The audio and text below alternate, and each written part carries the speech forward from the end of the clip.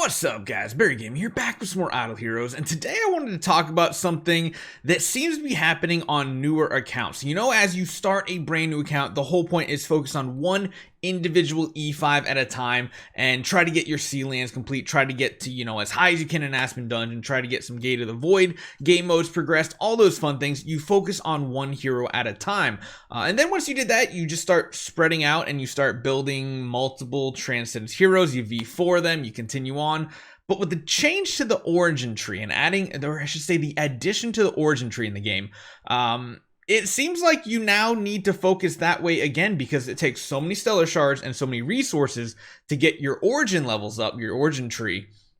You can't go wide with any of your resources. So today I want to talk about how you should focus on your heroes because one thing I've noticed is my free-to-play account has a lot more progression than a lot of accounts I've seen with 4, 5, even 6 Transcendence Heroes. So hopefully you guys enjoy this one. Let's jump right into it.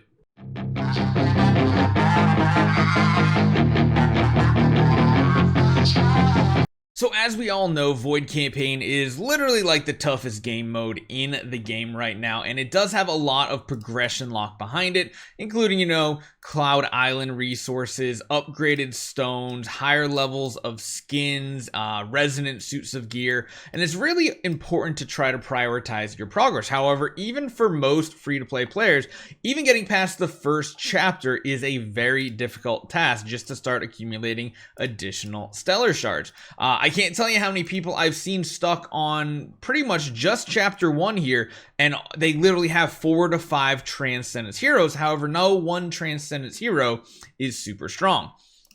As you guys have seen, we have our double Transcendence Hero setup here, and beyond that, we literally have no other heroes. We've regressed heroes that we've used to get our clears in Sealand, because of course we want to get Sealand 20 in every single faction. That should be your first and main focus on a new account. After that though, literally, we transition to 100% food mode, trying to make sure what we can do is get a resident setup on Cloud Island that is fully populated with a decent level as well.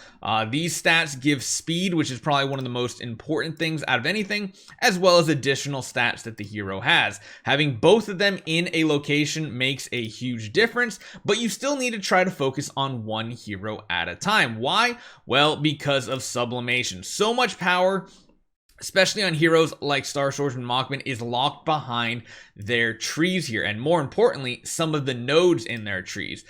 For example, we need to try to get up to level 80 as soon as possible, because what we want to do is we want to increase our levels on light slashing on him, mainly getting additional Omen Rifts out there. These things are going to be absolutely huge for getting progression, especially on heroes like Star Swordsman Mockman that are so heavily reliant on their active skill.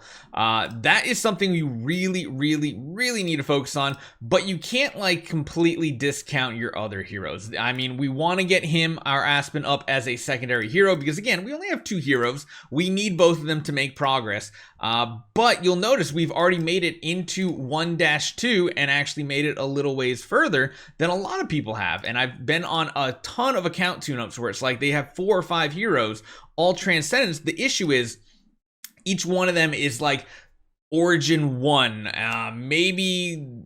it's just spreading it out doesn't seem to do the fix anymore. The other thing is you used to, get V4 in your main hero, and then you would start spreading more Void Imprints across your tenants. That's no longer really possible for the good majority of players, even on my main account. I mean, I can show you guys my main account too. It's really not a strategy you can do anymore because, well, you just don't have enough stuff unless you are not using all of your heroes that you have. You come down here, there's like what, 1,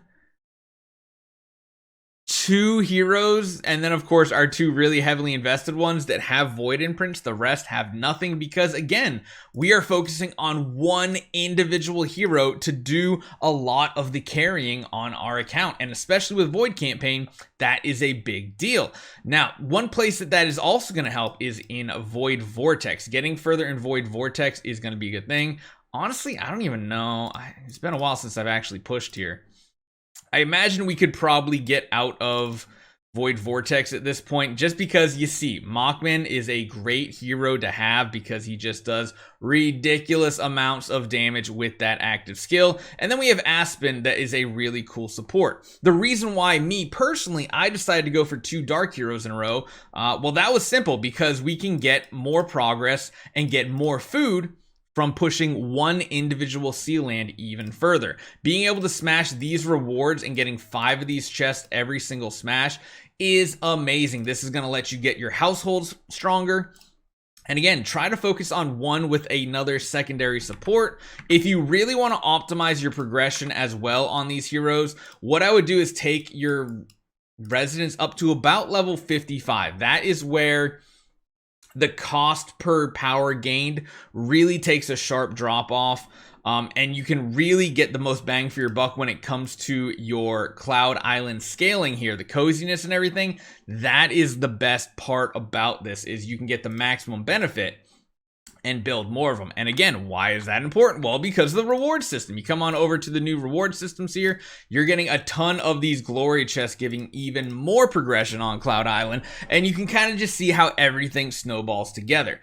If you do something like I did and you go for Star Swordsman and Mockman, there are going to be some big disadvantages. Places like Aspen Dungeon are not going to be very easily clearable, but again, that is a side mode that really doesn't have account power tied behind it once you get to Death 100 cleared, because that gives you the maximum levels you need for your Void Temple here. You'll notice Aspen Dungeon. That's where you get the most cap, is when you clear Death. Anything further in Purgatory as of right now gives you absolutely nothing.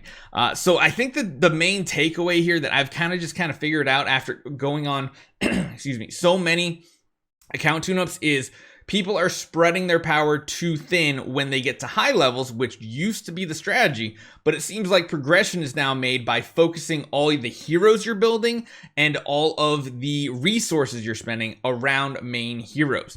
You can literally notice we have one hero right now that is legitimately absolutely not part of any home or tenant or anything like that, and that's the Rogan. And honestly, the Rogan will probably be regressed pretty soon.